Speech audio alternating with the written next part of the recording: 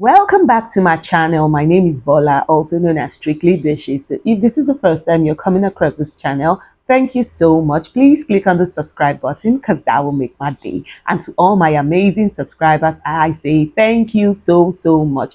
And just as said, on this channel, I teach you how to cook like a pro. Yes. And today I am going to be teaching you how I make my Nigerian stew. Yes. This is one recipe that is very dear to my heart.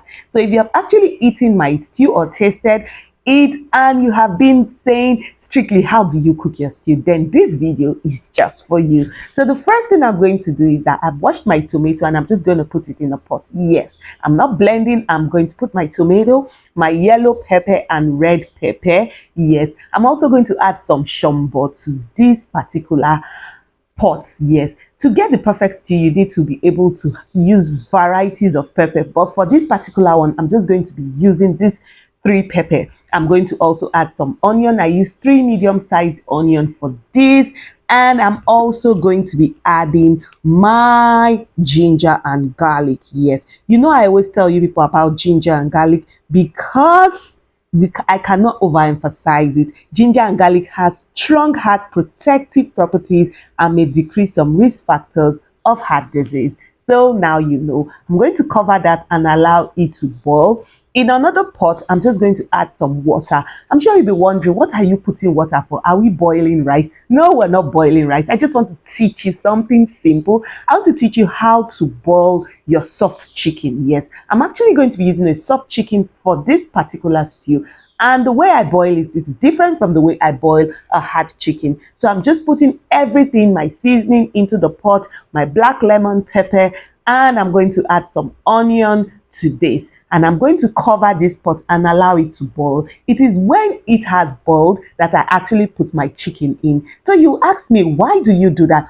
I do this for soft chicken because it helps to put the skin together. The skin doesn't tear apart, or it's not over, the heat is not too much. So this is how I boil my soft chicken. Back to our tomato, and you can see it is boiling, and as it's boiling it's reducing in size. I'm just going to turn it so that everything marries properly together. The ginger and garlic goes down, the onion goes down, and I'm still going to cover this because it still has to reduce.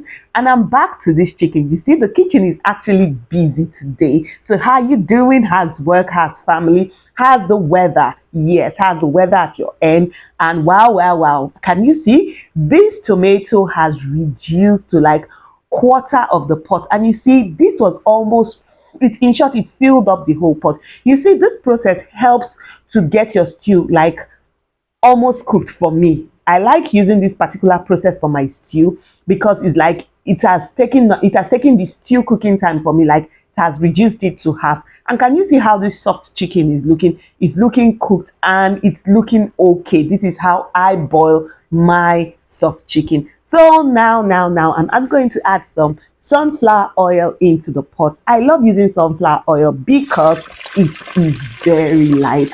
The first thing we're going to do is that we're going to fry this chicken.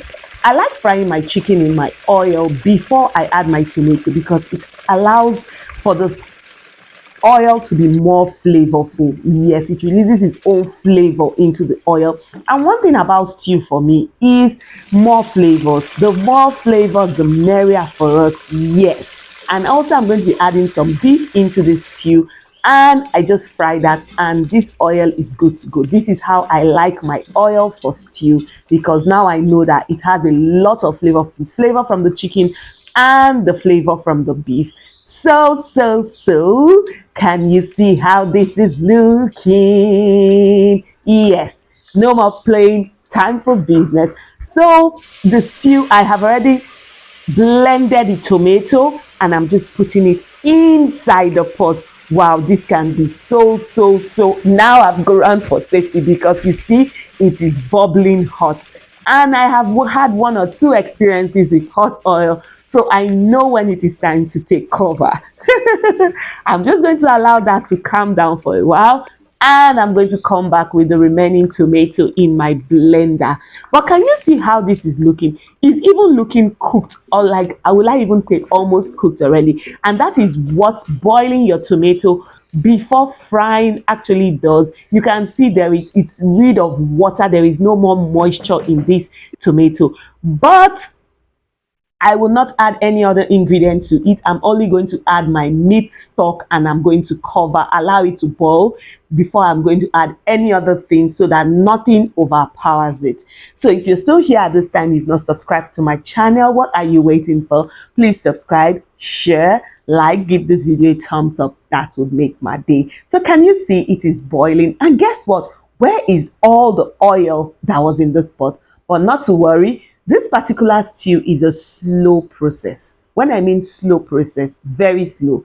At this time, I have reduced the heat of the gas to the lowest, and I'm just adding some other ingredients just to correct it. I'm adding rosemary. Some people will be like, why rosemary? Wow, I love rosemary because rosemary has amazing health benefits. And now it's time for I guess you didn't know. I guess you didn't know that rosemary helps boost the immune system and improves blood circulation. It's very rich in antioxidants. Ginger and garlic it helps to give you a strong heart protective properties, and may help decrease some risk factors of heart disease. So now you know. Can you see how this stew is coming along? And if you notice, the oil is gradually coming up. That's to tell you that your stew is gradually getting to the permanent site. If you know, you know. Voila.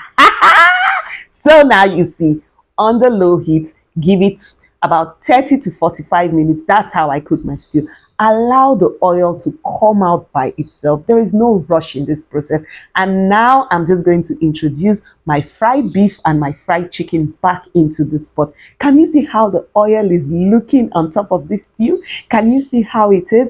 I tell people, one thing about stew is that you cannot rush the process. No, you cannot. If you rush it, you get it all wrong, and your stew will just be tasting blah. Yes, I call it blah.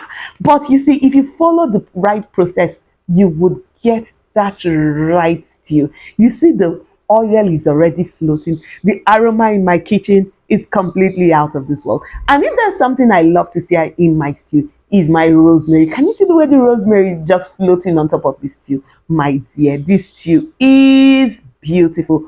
Just as I told you, I teach you how to cook like a pro. I'm going to just cover this for another 10 minutes. Yes. Why do I cover? I want it to still steam. I want the chicken and the beef to loosen up and double in size. Yes.